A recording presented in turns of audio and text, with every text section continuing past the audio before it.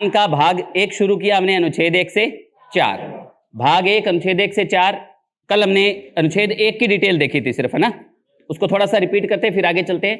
भारत की राज्य व्यवस्था भाग 1 अनुच्छेद 1 से अनुच्छेद 4 तक, इसमें हम राज्यों का पुनर्गठन पढ़ते हैं। साथ में टॉपिक क्या पढ़ते हैं? मूल रूप से राज्यों का पुनर्गठन। ठीक है, कल हमने क्या देखा था? अनुच्छेद 1 में क्या लिखा है? भारत राज्यों का संघ है। भारत राज्यों का संघ है, यानी कि भारत में संघात्मक शासन व्यवस्था अपनाई गई है। India that is Bharat shall be union of state, ये बात इसमें लिखी गई है।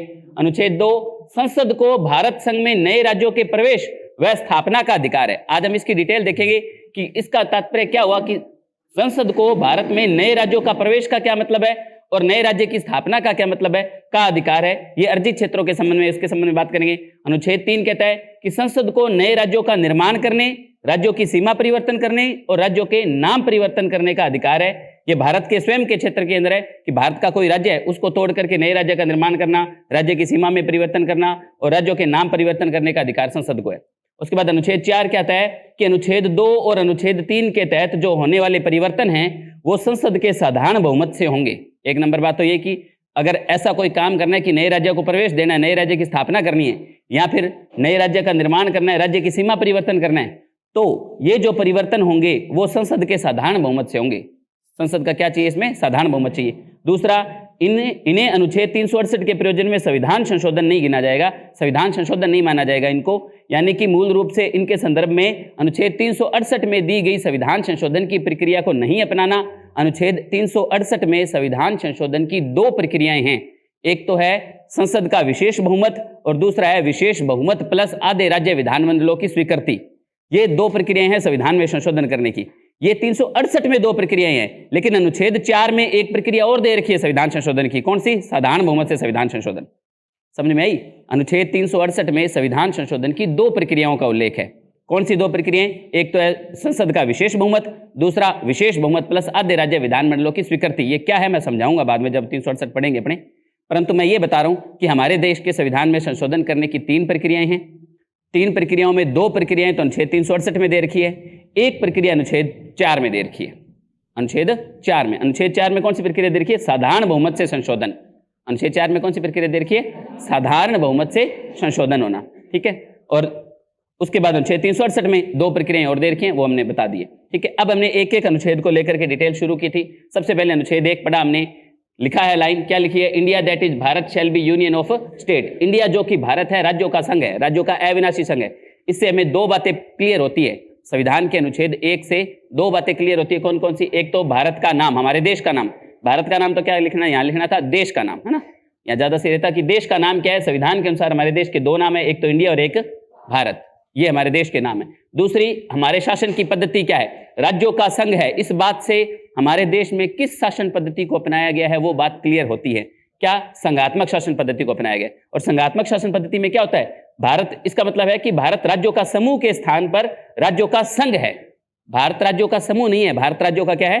संघ है। और संघात्मक शासन व्यवस्था है, और इसलिए भारत के किसी भी राज्य को भारत से अलग होने का अधिकार नहीं है। कोई भी राज्य क्षेत्र भारत से अलग नहीं हो सकता। यहां लिखा मैंने कि अर्थात भारत के किसी भी राज्य क्षेत्र को भारत से अलग होने का अधिकार नहीं है। अब राज्य क्षेत्र में कौन कौन सी चीजें आती है? तो राज्य क्षेत्र के अंतर्गत 3 पॉइंट आते हैं। नंबर 1 तो सभी राज्यों का क्षेत्र, जितने भी राज्य 28 राज्यों का जो भी एरिया वो आता है। दूसरा, सभी संघ राज्यों का क्षेत्र, संघ राज्य यानी केंद्र शासित प्रदेशों का एरिया भी राज्य क्षेत्र के अंतर्गत गिना जाता है। यहाँ राज्य क्षेत्र को आप देश क्षेत्र समझ लेना, तब आपको ज्यादा क्लियर हो जाएगी। मैं एक बात बता देता हूँ, संविधान का अनुच्छेद भाग 1, 2, 3, 4 के 5, भाग 5 तक राज्य का तात्पर्य देश से होता है। भाग 5 तक राज्य का तात्पर्य देश से मानोगे आप। ठीक है, जगह जगह राज्य लिखा है लेकिन उसका अर्थ देश ही है। सभी संघ राज्यों का क्षेत्र, केंद्र शासित प्रदेश आगे, और भारत द्वारा अर्जित क्षेत्र, 3 प्रकार के क्षेत्र आते हैं राज्य क्षेत्र के अंतर्गत। और भारत के राज्य क्षेत्रों का उल्लेख कहाँ किया गया है कि जो भारत के राज्य है, केंद्र शासित प्रदेश है या जो अर्जित किए जाने वाले क्षेत्र, उनका उल्लेख कहाँ किया जाएगा कि उनके नाम क्या है, कहाँ है वो? तो संविधान की अनुसूची 1 में। अब आपसे पूछा जाए कि राजस्थान का नाम संविधान में कहाँ मिलेगा आपको, तो संविधान की अनुसूची 1 में मिलेगा आपको सिर्फ। ठीक है, बिहार का नाम कहाँ मिलेगा? अनुसूची 1 में मिलेगा संविधान की। ठीक है, उसके बाद है, अब बात करते थोड़े से इतिहास की। 1950 में अनुसूची 1 में 29 राज्य क्षेत्रों का उल्लेख था। 29 राज्य क्षेत्रों का, राज्यों का नहीं। 1950 में जब देश आजाद हुआ, 26 जनवरी 1950 को, जब देश का संविधान लागू हुआ, उस दिन भारत में 29 राज्य क्षेत्र थे। भारत को प्रशासनिक दृष्टि से 29 भागों में बांटा गया था। ठीक है, उल्लेख था जिन्हें अलग अलग और 29 भागों में बांटा गया और उन्हें 4 श्रेणियां दी गई। 4 श्रेणियों में बांटा गया था। इनका विस्तृत विवरण संविधान के भाग 1 में था और 7 में था। बिल्कुल 1950 में क्या सिस्टम था? क श्रेणी में 9 राज्य थे, ख श्रेणी में 9 राज्य थे, ग श्रेणी में 10 राज्य थे और घ श्रेणी में 1 था, जिसको अंडमान निकोबार क्षेत्र कहा गया, है ना। 9 राज्य नहीं, सॉरी, राज्य क्षेत्र कहेंगे इनको, ज्यादा अच्छा रहेगा। उसके बाद क्या हुआ कि ये 29 ज्यादा हो रहे थे, तो कैसे राज्यों को सही किया जाए, मतलब इनका जो इनको जो जिस हिसाब से बांटा गया ये सही हिसाब से नहीं बंटे हुए, इनको इनका जो सीमा का निर्धारण करना है भाषा के आधार पर या किसी भी आधार पर, इनको जो निर्धारण करना है इनकी सीमाओं का कि कौन सा राज्य होना चाहिए, कौन सा नहीं होना चाहिए, कौन से 2 राज्यों को मिला देना चाहिए, कौन से राज्य के टुकड़े करके अलग अलग बना देना चाहिए, इसके लिए एक आयोग बनाया गया 1 नवंबर 1956 को, जिसने अपनी रिपोर्ट दी थी। आयोग कौन सा बना था? फजल अली आयोग। फजल अली आयोग की अध्यक्षता में एक आयोग बनाया गया। उन्होंने उनकी सिफारिश पर 1 नवंबर 1956 को देश में 7वां संविधान संशोधन होता है। 7वें संविधान संशोधन द्वारा राज्यों का क्या किया जाता है? पुनर्गठन किया जाता है। ठीक है, राज्यों का क्या किया जाता है? पुनर्गठन किया जाता है। और क्या की जाती है? जो राज्यों की श्रेणियां थी भाग 7 के अंदर, संविधान के भाग 7 में जो राज्यों की श्रेणियां थी वो श्रेणियां क्या कर दी गई? समाप्त कर दी गई। ठीक है, और भाग 7 अनुच्छेद 268, है ना, 38, सॉरी, हाँ 238, भाग 7 अनुच्छेद 238 जो है वो समाप्त कर दिया गया। ठीक है, 1 नवंबर 1956 की क्या स्थिति थी हमारे देश के अंदर? 1 नवंबर 1956 को भारत में 14 राज्य थे और 6 केंद्र शासित प्रदेश थे। 1 नवंबर 1956 को भारत में 14 राज्य और 6 केंद्र शासित प्रदेश थे। वर्तमान में क्या स्थिति है? 28 राज्य और 8 केंद्र शासित प्रदेश है। ठीक है, अब ये 28 राज्य और 8 केंद्र शासित प्रदेश क्या है, ये इससे हम आगे वाली जो पॉलिटी की क्लास है उसमें पढ़ भी, सॉरी, जियोग्राफी की क्लास में पढ़ भी रहे हैं, कौन कौन से 28 राज्य, कौन से 8 केंद्र शासित प्रदेश, वो भी हम देख रहे हैं। ठीक है, यहां तक हमारी बात हो गई थी। अब अपने आगे बात करेंगे भाग 2 पर, संविधान के भाग, सॉरी, अनुच्छेद 2 पर। अनुच्छेद 2,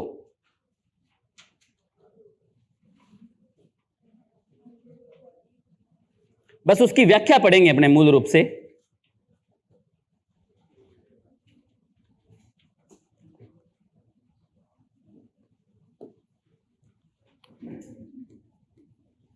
अनुच्छेद 2 कोई ज्यादा बड़ी बात नहीं है इसके अंदर। देखो अनुच्छेद 2 में क्या लिखा गया है, कल लिखवाया था वो बोलो पहले, क्या लिखवाया था? संसद को भारत संघ में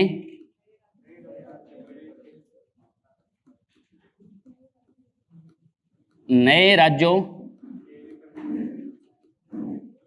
के प्रवेश व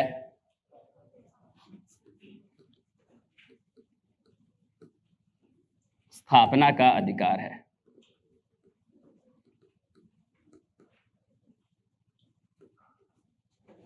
देखो इसमें 2 बातें क्लियर होती है, इससे 2 बातें निकल करके सामने आती है कि संसद को क्या अधिकार है। इससे 2 बातें क्लियर होकर आती हैं। नंबर 1 कि राज्यों की श्रेणी का निर्धारण करना, राज्यों की श्रेणी निर्धारण करना, निर्धारण करने की शक्ति, निर्धारण करने की शक्ति संसद के पास है। राज्यों की श्रेणी निर्धारण करने की शक्ति संसद के पास है।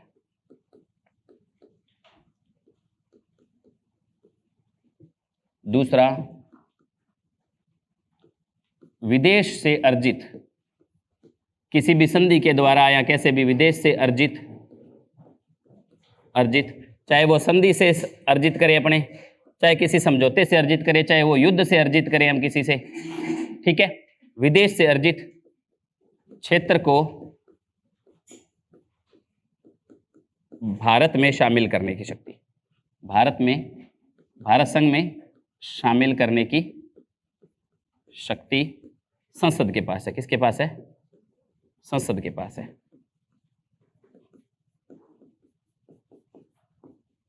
ये 2 बातें आती है। देखो पहले इस बात को ध्यान में दें कि कोई ऐसा एरिया है जो पहले हमारा नहीं था, लेकिन बाद में हमने किसी समझौते के तहत, किसी संधि के तहत या किसी युद्धाभ्यास के तहत, युद्ध के तहत, ठीक है, हमने हमारा कोई ऑपरेशन चलाया और उस क्षेत्र को आजाद कर लिया। अब आजाद करके उसको भारत में शामिल करने की जो शक्ति की अब भविष्य में ये क्षेत्र भारत का माना जाएगा, वो शक्ति किसके पास है? संसद के पास। संसद साधारण बहुमत से उसे भारत में शामिल करेगी। संसद साधारण बहुमत से उसे भारत में शामिल करेगी। अनुच्छेद 2 के तहत विदेश से अर्जित क्षेत्र को भारत में शामिल करने की शक्ति संसद के पास है। जैसे अगर एग्जाम्पल दूं आपको मैं, तो जो आज वर्तमान में आप ये अपने दमन दीव, दादर नगर हवेली, गोवा जो आज भारत का राज्य है, पहले अंग्रेज 1947 में चले गए थे, लेकिन हमारे पास गोवा 1947 में नहीं आया था। गोवा 1947 में नहीं आया था। गोवा को हमने बाद में ऑपरेशन कौन सा, मेघदूत नहीं था, ऑपरेशन मेघदूत तो ऊपर था, ऑपरेशन विजय या मेघदूत, मेघदूत तो लद्दाख के लिए था, ऑपरेशन विजय था। ऑपरेशन विजय चला करके हमने पुर्तगाल से आज़ाद करवाया, पुर्तगाल से आज़ाद कराया, सेना भेज करके पुर्तगालियों को वहाँ से भगा दिया और गोवा को हमारे अंदर शामिल कर लिया। ठीक है, तो वो पहले जो गोवा भारत में नहीं था, बाद में हमने युद्ध के द्वारा उसको भारत में शामिल किया। ये कार्य करने की शक्ति किसके पास है? संसद के पास है, भारत में शामिल करने की शक्ति। ठीक है, और इसके लिए मैं एग्जाम्पल लिख रहा हूँ, गोवा को भारत में, गोवा को भारत में शामिल करना। ठीक है, बाद में करवाया गया। प्रारंभ में गोवा भारत का राज्य नहीं था, पुर्तगाल के अधीन था, और बाद में हमने, और भी है, दमन दीव, पुडुचेरी, ये सब हमारे अधीन नहीं थे। पुडुचेरी को हमने फ्रांस से आजाद करवाया बाद में, है ना। भारत के ऊपर अकेले अंग्रेजों का, इंग्लैंड का ही शासन नहीं था, भारत पर ये डच थे, पुर्तगाली थे, स्पेनिश थे, फ्रांसीसी थे, सारे बहुत से यूरोपियन अलग अलग क्षेत्रों पर अधिकार करके बैठे हुए थे। बाद में हमने इसको अलग अलग आजाद करवाया। अब गोवा को भारत में जब शामिल करवाया ना, तो शुरुआत में गोवा भारत का एक केंद्र शासित प्रदेश बना। शुरुआत में भारत का क्या बना? गोवा केंद्र शासित प्रदेश बना, और बाद में अब वर्तमान में गोवा क्या है? भारत का एक राज्य है। तो राज्यों की श्रेणी निर्धारण करने की शक्ति, यानी कि गोवा जो था प्रारंभ में क्या था? केंद्र शासित प्रदेश था। गोवा पहले क्या था? केंद्र शासित प्रदेश था, और बाद में गोवा क्या बन गया? राज्य बन गया। केंद्र शासित प्रदेश से बाद में राज्य बनना, यह काम किसके पास है? यह श्रेणी कौन निर्धारण करेगी? संसद निर्धारण करेगी। यह बात कहां लिखी है? अनुच्छेद 2 में। तो अनुच्छेद 2 के अंदर दो बातें आती है ये दोनों बातें अर्जित क्षेत्रों पर लागू होती है। एक तो किसी दूसरे क्षेत्र से, किसी दूसरे देश से हमारे देश में कोई चीज को शामिल करना, कोई क्षेत्र को शामिल करना, कि अब ये भारत का अंग माना जाएगा, ये संसद के पास है। और उस शामिल क्षेत्र को श्रेणी देना कि वो केंद्र शासित प्रदेश है या राज्य है, ये अधिकार भी किसके पास है? संसद के पास है। ये अनुच्छेद 2 के अंतर्गत दो बातें आती है, इसको उतार लीजिए।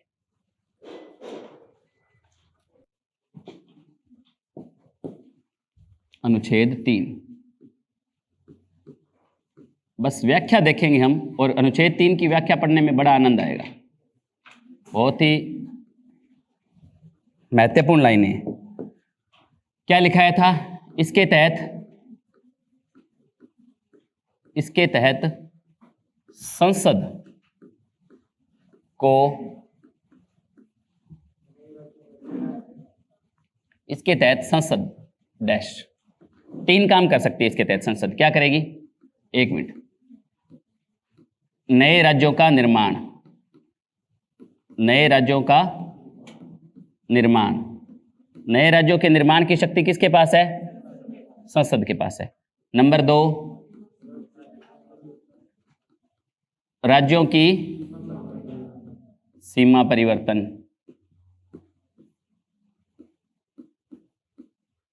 सीमा परिवर्तन। और नंबर 3,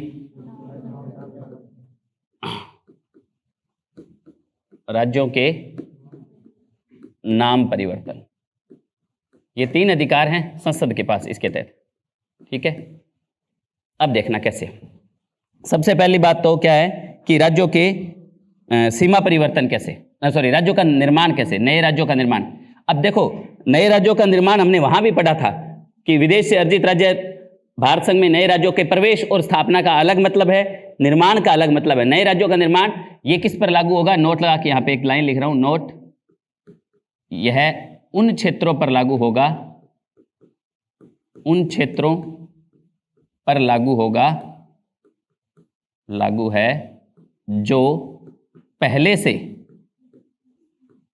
से भारत संघ का हिस्सा है। जैसे राजस्थान है, यूपी है, बिहार है, ये पहले से भारत संघ के हिस्से हैं, इन्हीं पर यह लागू होगा। भारत संघ का हिस्सा है, भारत के राज्य क्षेत्र के अंतर्गत आते हैं जो, उन पर यह बात लागू होगी। नंबर 1 बात तो ये ध्यान रखना। ठीक है, अब बात आती है नए राज्यों का निर्माण कैसे होगा? नए राज्यों का निर्माण कैसे? तो यहां पर बात करते हैं नए राज्यों का निर्माण। 3 तरीके से नए राज्यों का निर्माण हो सकता है। एक नंबर बात तो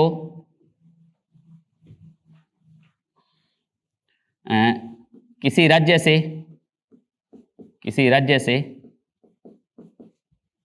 कोई क्षेत्र अलग करके, भाई जैसे यूपी से अलग कर दिया और उत्तराखंड बना दिया, एक ही राज्य से अलग किया, यूपी से अलग करके एक राज्य बना दिया, कौन सा? उत्तराखंड। कोई क्षेत्र अलग करके, एग्जाम्पल के तौर पे दिखाता हूं कि यूपी से क्या बना? यूटी बना था। उत्तर प्रदेश से अलग होकर के क्या बना था? उत्तराखंड बना था। बताऊंगा ये मैं सारे राज्यों का पुनर्गठन, जब हम टॉपिक पूरा पढ़ लेंगे ना तब बड़ा आनंद आएगा, पता चलेगा ये इन बातों का क्या महत्व है। आगे मैं जब एग्जाम्पल बताऊंगा सारे कि नए नए राज्य उत्तराखंड कैसे बना, कब बना, ठीक है, झारखंड, छत्तीसगढ़ ये कब बने और कैसे बने, ठीक है, तब ये सारी चीजें समझ में और आएंगी आपको। तो किसी राज्य से कोई क्षेत्र अलग करके नए राज्य का निर्माण, मैं नए राज्य के निर्माण की बात कर रहा हूं। नए राज्य का निर्माण, इसको छोड़ दो एक बार, बीच में ये नोट अलग है। नए राज्य का निर्माण किसी राज्य से कोई क्षेत्र अलग करके, एक ही राज्य से दो राज्यों से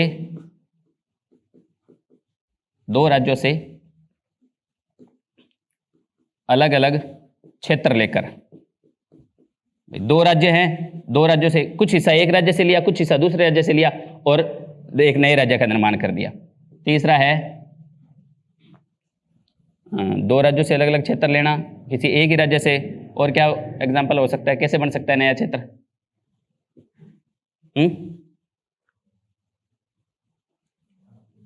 तीन तरीके होते हैं वैसे, क्या कह रहे हो? भाषाई आधार पर नहीं, एक तो एक राज्य है, उसका एक हिस्सा अलग करके राज्य, नया राज्य बना दिया। एक दो राज्यों का थोड़ा थोड़ा हिस्सा लिया और एक नया राज्य बना दिया। तीसरा किस तरीके से बन सकता है? होते तो तीन है ये।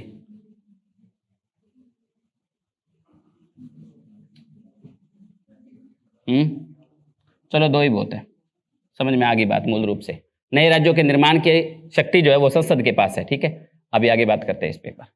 राज्यों की सीमा परिवर्तन पे बात करते हैं। राज्यों की सीमा परिवर्तन, एग्जाम्पल के लिए संसद के पास ये अधिकार है। एग्जाम्पल के लिए बताता हूं आपको, आपने पढ़ा है कि सिरोही प्रारंभ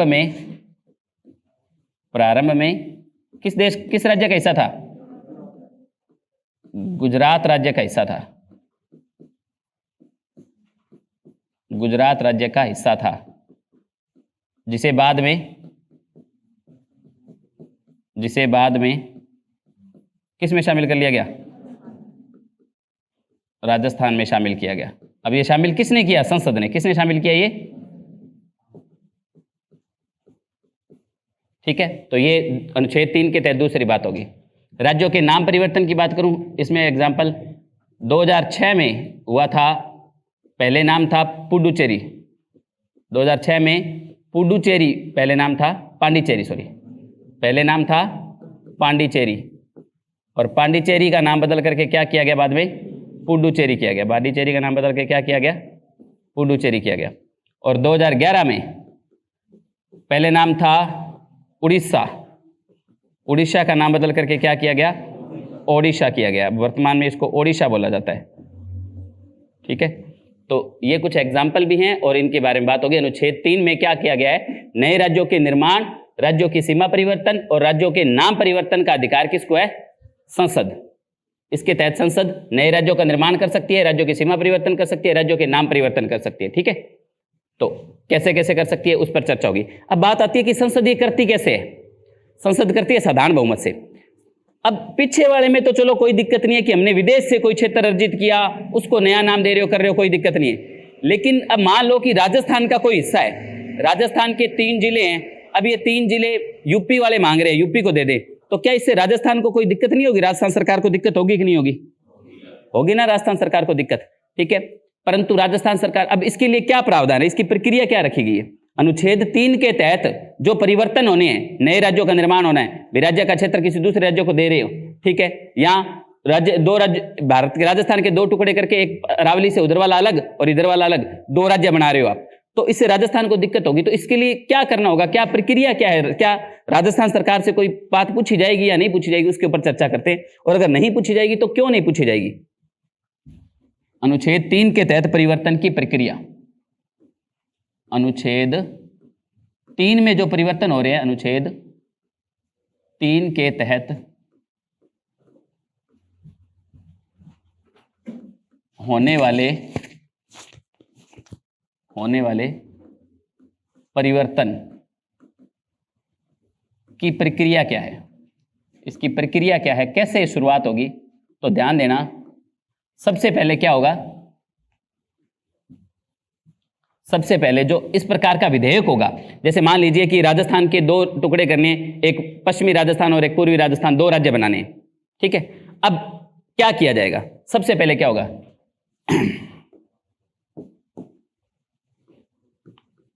सर्वप्रथम इस संबंध का विधेयक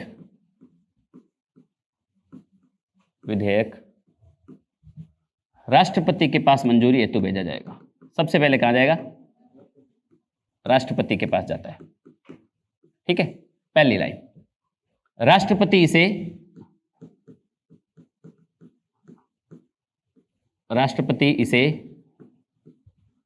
संबंधित, जिस राज्य से वो संबंधित है, जिसके राज्य की सीमा में परिवर्तन करना है, या जिस राज्य से हिस्सा लेकर के नए राज्य बना रहे हो, या जिस राज्य का नाम में परिवर्तन करना है, इसे संबंधित राज्य की विधानसभा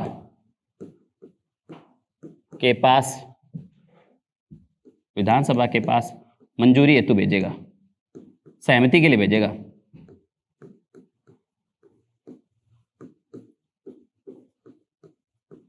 अब जैसे राजस्थान के 2 टुकड़े करने हैं, अब राजस्थान की विधानसभा पे वो विधेयक आएगा, केंद्रीय मंत्रिमंडल ने विधेयक तैयार किया, राष्ट्रपति के पास भेजा है, राष्ट्रपति मंजूरी दे इसको। अब राष्ट्रपति मंजूरी देने से पहले क्या करेगा, संबंधित राज्य की विधानसभा को भेजेगा कि ये देख लो भी विधेयक है, राजस्थान के हम 2 टुकड़े कर रहे हैं, अब आपको मंजूर है या नहीं है। अब विधानसभा में आ गया, विधानसभा की स्वीकृति या अस्वीकृति,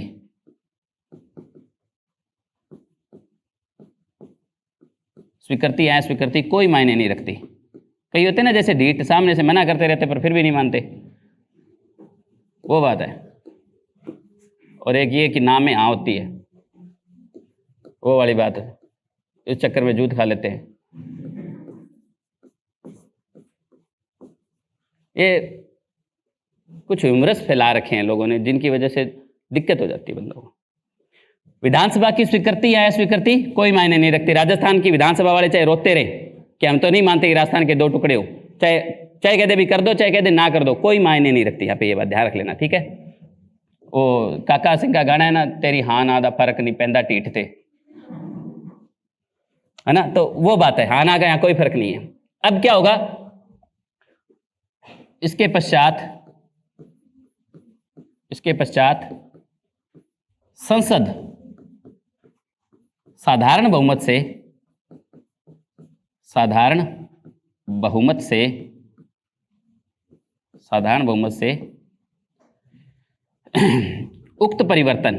उक्त तीनों, ऊपर जो तीनों परिवर्तन मैंने बताए थे, तीनों परिवर्तन कर सकती है, उक्त तीनों परिवर्तन कर सकती है। यानी कि क्या कर सकती है, संसद नाम में परिवर्तन कर सकती है, सीमा में परिवर्तन कर सकती है और नए राज्यों का निर्माण कर सकती है, जो भी है ना, ये तीनों परिवर्तन कर सकती है। हाँ, बस एक बार उसके पास भेजा जाता है, ये फॉर्मेलिटी है, कोई फायदा नहीं है वैसे इस चीज का। क्यों है ऐसा क्यों किया गया, ऐसा क्योंकि भारत में संघात्मक शासन व्यवस्था अपनाई गई है। क्योंकि भारत में क्या अपनाई गई है, और संघात्मक शासन व्यवस्था में संघ को मजबूत रखना जरूरी होता है। अगर केंद्र मजबूत होगा तो बात बन जाएगी, तो भारत के राज्य जो वो जुड़े रहेंगे भारत से। अगर केंद्र कमजोर कर दिया जाए और राज्यों को ऐसी पावर दे दी जाए कि ठीक है तुम अपने आप ही सीमा परिवर्तन कर लो, तुम्हारे अंदर हो या ना हो, तो तुम्हारी रजामंदी से सारे काम होंगे, तो फिर राज्य तो मानेंगे ही नहीं। कोई राज्य नहीं मानेगा अपने आप को व्यक्त करवाना, या फिर अपने आप ही व्यक्त करने लग जाएंगे, ऐसा कुछ सिस्टम हो जाएगा। तो ऐसा सिस्टम राज्यों को नहीं दिया गया है। इसलिए ऐसा क्योंकि भारत में संघात्मक शासन व्यवस्था है, संघात्मक, और जरूरी भी थी। भारत की स्थिति ऐसी थी कि भारत में संघात्मक शासन व्यवस्था को अपनाया जाए, शासन व्यवस्था को अपनाया गया है जिसमें संघ को मजबूत रखा जाता है। संघात्मक शासन व्यवस्था में संघ यानी केंद्र यानी संसद, एक ही बात है। संघ, केंद्र, संसद, प्रधानमंत्री, वही तो है संघ। संघ को ज्यादा मजबूत रखा जाता है। मजबूत लिख देता हूं, अंबुजा सीमेंट। ठीक है। अब एक चीज और है, इसलिए भारत को क्या कहा जाता है? भारत को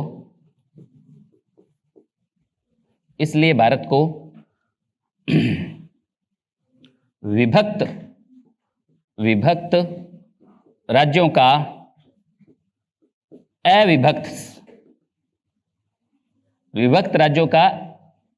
अविभक्त संघ कहा गया है।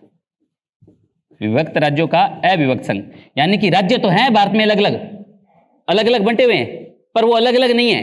अलग अलग होते हुए भी वो एक है, वो संघ के अधीन है। उन्हें अलग होने का अधिकार नहीं है, बाद में अलग नहीं हो सकते वो। और अमेरिका को क्या कहा जाता है?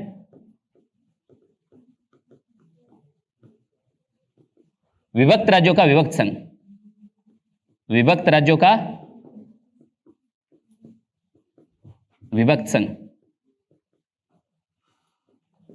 अमेरिका का संविधान अमेरिका के राज्यों को अलग होने का अधिकार देता है, स्वतंत्र करता है राज्यों को। वहां राज्य स्वतंत्र है, भारत में राज्य स्वतंत्र नहीं है। ठीक है, कुछ बातें समझे होंगे आप। ठीक है, बाकी धीरे धीरे और जैसे जैसे लेवल बढ़ेगा आपका, मेरा तो बढ़ा हुआ है, तब आप समझने लगेंगे। इसको उतारिए आप, अनुच्छेद 3 उतारिए। उतार लिया क्या? अब ध्यान देना एक चीज और, आगे अनुच्छेद 4 करते फिर एक बात और पढ़ेंगे। पहले अनुच्छेद पूरे कर देते हैं ना। अनुच्छेद 4 क्या कहता है? अनुच्छेद 4 की कोई व्याख्या नहीं है, बस सिंपल वही बात है। अनुच्छेद 4 में क्या लिखा गया है? दो बातें हैं कि अनुच्छेद 2 व अनुच्छेद 3 के तहत होने वाले परिवर्तन, 3 के तहत होने वाले परिवर्तन, 2 व 3 के तहत होने वाले परिवर्तन, वही दो बातें वापस मैंने आपको लिखवाई है, सेम ही लिखनी है। नंबर 1, संसद के साधारण बहुमत से किए जाएंगे। संसद के साधारण बहुमत से किए जाएंगे।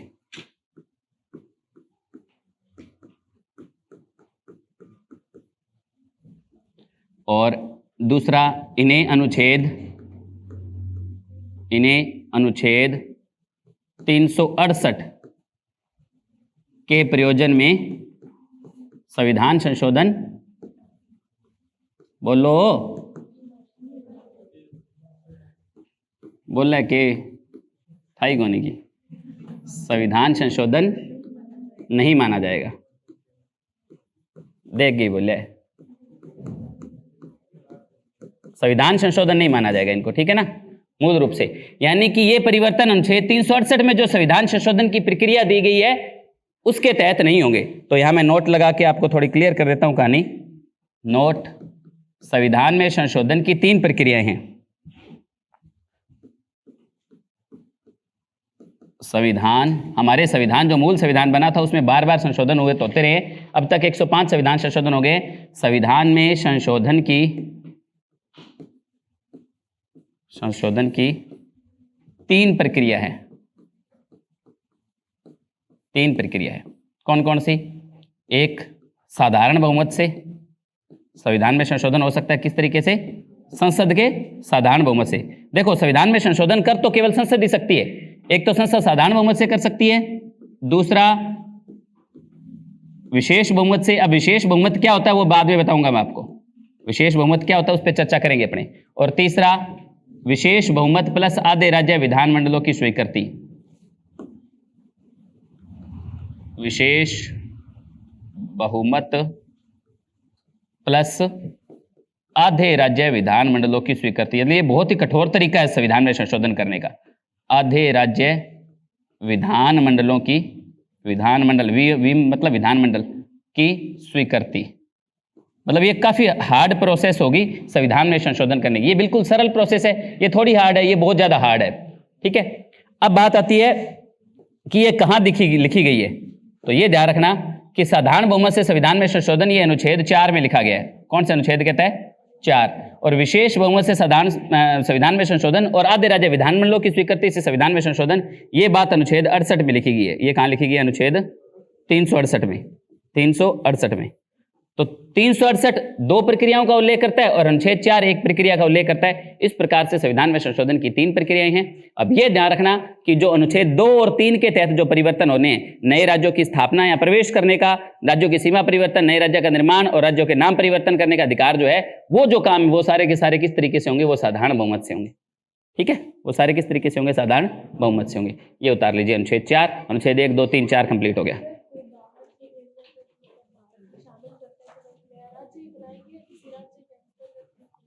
कुछ भी कर सकते हैं। नए राज्य की स्थापना करने में राज्यों की श्रेणी निर्धारण करना, हो सकता है किसी राज्य में शामिल कर दे उसको, या फिर उसको नया राज्य बना दे, या उसको केंद्र शासित प्रदेश बना दे। चलो अब ध्यान देना, एक बात और सामने आती है। अब क्या प्रश्न उठा? प्रश्न ये उठा,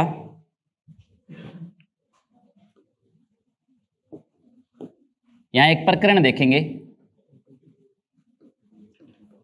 बेरुबाड़ी प्रकरण 1960। बेरुबाड़ी प्रकरण 1960 क्या था ये मामला? इसमें क्या संविधान में क्या बात उठी थी? बेरुबाड़ी प्रकरण, बेरुबाड़ी एक क्षेत्र था पश्चिम बंगाल का,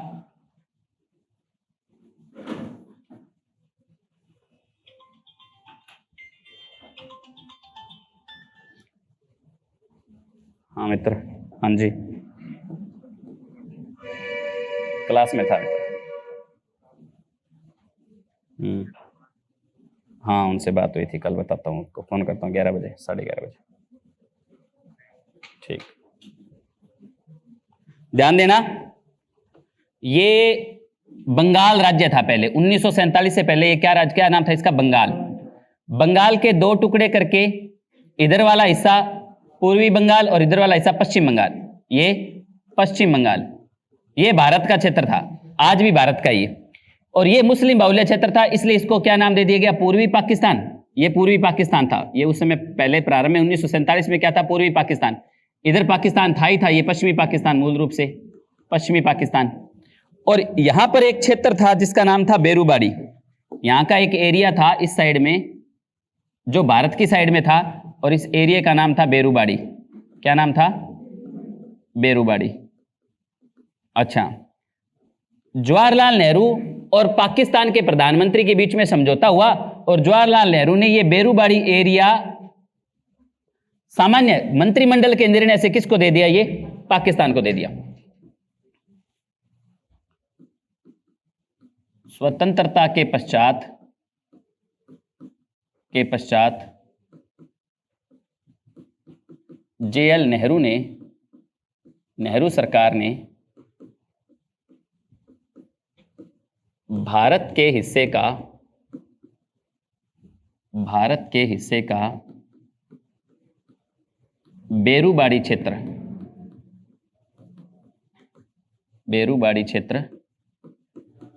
एक समझौते के तहत, हालांकि ये वास्तव में भारत का हिस्सा रहने लायक था भी नहीं, मुस्लिम आबादी ज्यादा थी और सारे लोग पाकिस्तान में जाने की मांग कर रहे थे। पर ये क्या हो गया, मुस्लिम आबादी ज्यादा है तो पाकिस्तान में थोड़ी मिला देंगे। एक विचार ये भी आया, एक समझौते के तहत पाक को दे दिया।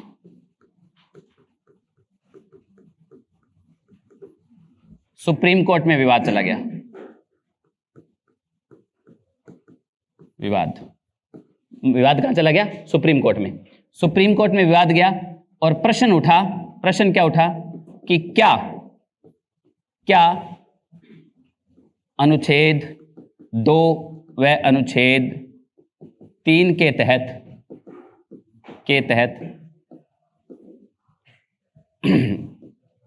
सरकार भारत का कोई क्षेत्र विदेशी राज्य को दे सकती है अथवा नहीं। विदेशी राज्य को दिया जा सकता है या नहीं, यह प्रश्न उठा। विदेशी राज्य को दिया जा सकता है या नहीं, यह प्रश्न उठता है। अब इस प्रश्न में देखो क्या जवाब आता है। प्रश्न ये आया कि ठीक है, सरकार ये तर्क दे रही है, सुप्रीम कोर्ट के सामने सरकार ये तर्क दे रही है कि अभी अनुच्छेद 2-3 में ये लिखा तो है ना कि नए राज्यों को अर्जित करना, राज्य की स्थापना करना, राज्य की सीमा में परिवर्तन करना, है ना, तो ये सारी बातें लिखी हुई है, संसद को ये अधिकार है, तो संसद कर रही है साधारण बहुमत से। संसद ये साधारण बहुमत से कर रही है। कोई क्षेत्र विदेश सरकार संसद के साधारण बहुमत से, एक मिनट को यहां ये लिखना पड़ेगा, सरकार साधारण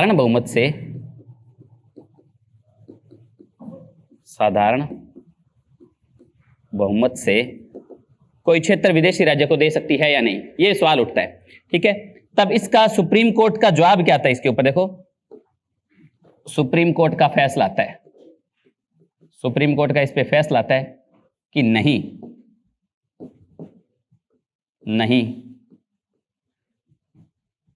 विदेशी राज्य को भारत का क्षेत्र देने हेतु, भारत का क्षेत्र या भारत के क्षेत्र देने हेतु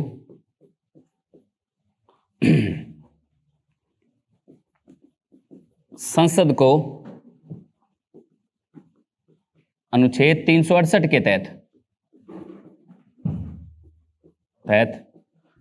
संविधान संशोधन करना अनिवार्य है। अनुच्छेद 368 के तहत संविधान संशोधन करो, उसके बाद आप दे दो चाहे, कोई दिक्कत नहीं है। तो इस संदर्भ में अब तक 2 संविधान संशोधन हुए हैं। एग्जाम्पल के तौर पर पहले हुआ था 9वां संविधान संशोधन 1960, और अभी हुआ है 100वां या 101वां था बांग्लादेश के साथ, 100वां संविधान संशोधन 2020। ये 2 संविधान संशोधन हुए। ठीक है, इन दोनों संविधान, 9वें संविधान संशोधन के द्वारा क्या किया गया? 9वें संविधान संशोधन के द्वारा तो बेरूबाड़ी क्षेत्र किसको दिया गया? पाक को दिया, पूर्वी पाकिस्तान को दिया या जो भी। और 100वें संविधान संशोधन द्वारा बांग्लादेश के साथ सीमा विवाद, बांग्लादेश से सीमा समझौता किया हमने, हमारा बहुत सारा क्षेत्र हमने बांग्लादेश को दिया था, सीमा समझौता।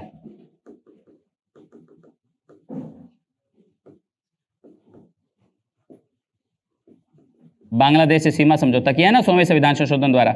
हमने हमारे 100 गांव दिए, 100 गांव देखकर, 100 क्षेत्र है, अलग अलग चिन्ह थे, 50 क्षेत्र लिए थे सिर्फ। ये पड़ोस प्रथम नीति के तहत उठाया गया कदम था कि चलो ठीक है, बांग्लादेश से हमारे संबंध बढ़िया बने, तो हमने 100 क्षेत्र देकर के हमने हमारे 50 क्षेत्र उनसे वापस लिए। हमने सीमा को सही किया, बांग्लादेश के साथ बाउंड्री को सही किया। 1947 में जो बाउंड्री बनी थी वो एक ऑफिस के अंदर बैठ करके कागज के ऊपर बाउंड्री बना दी कि ठीक है ये लो, ये इधर पाकिस्तान है, इधर भारत है। वहाँ पर जाकर के यथास्थिति नहीं देखी गई कि क्या स्थिति है। लोगों के खेत तो रह गए बांग्लादेश के अंदर या पाकिस्तान के अंदर, और घर रह गए भारत के अंदर। अब बताओ खेत कैसे जाए? खेत वाली तो कोई दिक्कत नहीं है, टॉयलेट उधर रहेगी, इधर रहेगा सिस्टम, फिर क्या करें बताओ? तो वो सुधार किया अब जा करके। ठीक है, तो इसको उतारिए बेरूबाड़ी प्रकरण।